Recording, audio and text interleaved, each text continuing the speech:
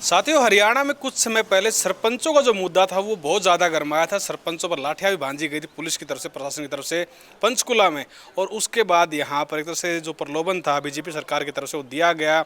सभी सरपंच प्रतिनिधियों को बुलाया गया यहाँ पर नायब सिंह सैनी के द्वारा, और उनकी जो मांग थी, उनका जो बजट था वो बढ़ाया गया। और उसी सिलसिले में हम बात करें यहाँ पर मौजूदा सरपंच से। जी नमस्कार। नमस्कार जी, नमस्कार। आप भी शामिल थे पंचकुला में सरपंचों के साथ? बिल्कुल गए थे जी, पंचकुला गए थे हम। क्या कुछ? और ये कुरुक्षेत्र में उन्होंने सबसे पहली मीटिंग कुरुक्षेत्र में ली थी, उसके बाद दूसरी मीटिंग जो है वो पंचकुला में ली थी। तो क्या कुछ कहा गया सरकार की तरफ से? नहीं, उन्होंने कहा भाई हम ये चीज़ कर देंगे हम।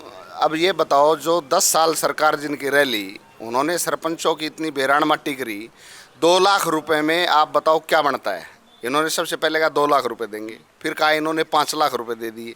अब सैनी साहब ने कहा हम 21 लाख रुपए दे देंगे। खाते में पैसे हैं नहीं, पावर दे दी।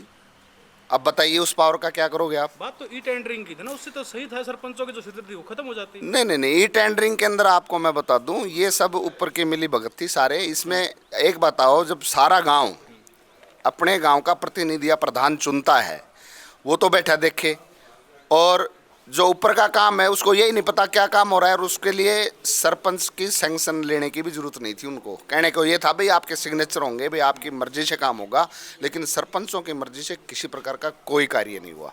ये सब सरकारी तंत्र था और उसके अनुरूप ही कार्य होता था। सरपंचों का इससे कोई लेना देना नहीं था। टेंडरिंग के अंदर जो काम टेंडर में दे दिया, मैं खुद बताता हूँ, मैं मुड़िया खेड़ा का हालिया सरपंच हूँ। मैंने टेंडर लगाया, मेरा 1.5 साल तक टेंडर में नाम ही नहीं आया। ऐसा क्यों? टेंडर ही नहीं लिया किसी ने। अच्छा।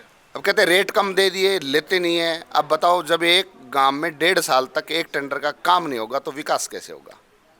आपने क्या कुछ काम करवाया गाँव में? मैंने गांव में जब से मैं सरपंच बना हूं, लगभग मैंने कार्य कराने के लिए, जिस प्रकार से गलियों का तो क्या काम है, गलियां हैं, पैसे नहीं है भाई। 2-2 लाख रुपए का मैंने प्रस्ताव किया, उन गलियों को पूरा किया।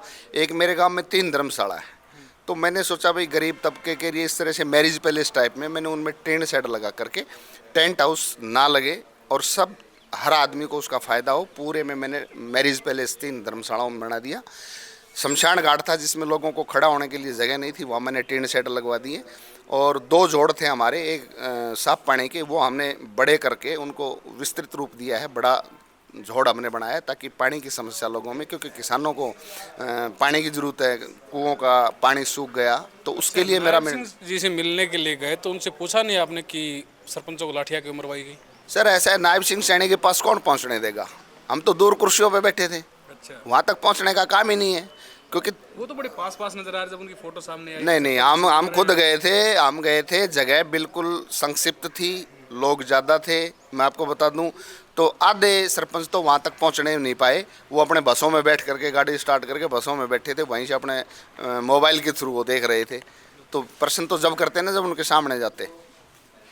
तो अब की बार क्या रुझान लग रहा है सरपंचों का हरियाणा में, किसको वोट नहीं, करें? सरपंच लगभग मैं आपको बताना चाहूँगा, जितने भी सरपंच हैं, चाहे वो लोकसभा का चुनाव था पीछे, चाहे अब विधानसभा का चुनाव आएगा, उनका पूर्ण रूप से मन ये है कि जिस प्रकार से लोगों ने हमें मान सम्मान देकर गांव का प्रधान बनाया है, तो हम उस आज़ादी से काम करें।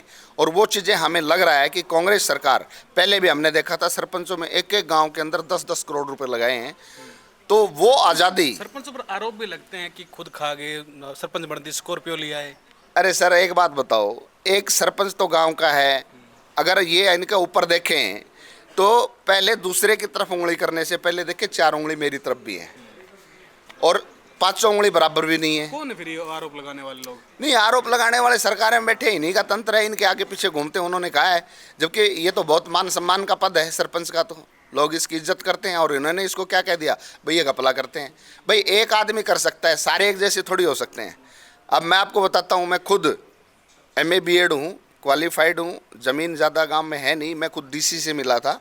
मैंने कहा जी मुझे एक मलाल रहेगा कि मैं पढ़ा लिखा सरपंच होकर के भी गांव की जितनी उम्मीद है उस उम्मीद पे मैं खरा नहीं उतर सकता, क्योंकि मेरे पास पैसा नहीं है। अच्छा, दूसरे चौटाला की तरफ से एक बात सामने आई थी कि रिकॉल नाम की एक चीज़ थी कि सरपंचों से अगर आप उनके कार्य से संतुष्ट नहीं है तो सरपंच को पद से हटा दिया जाएगा।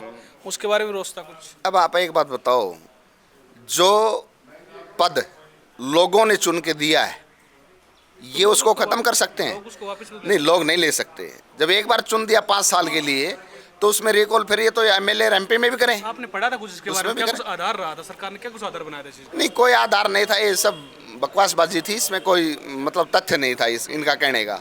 रिकॉल का मतलब एक आदमी का मतलब, इन्होंने तो एक बात समझ ली कि सरपंचों को जितना बेइज्जत किया जाए, इनकी जितनी बेइज्जती करी जाए वो की जाए। अब बताओ, ये मान सम्मान के खिलाफ है कि नहीं बात? रिकॉल करके सरपंच को हटा दो, क्यों भाई, क्या दिक्कत आ रही है? वो तो वहाँ की पब्लिक बताएगी भाई हम इस सरपंच से संतुष्ट हैं। इसमें सरकार का तो कोई रोल होना ही नहीं चाहिए।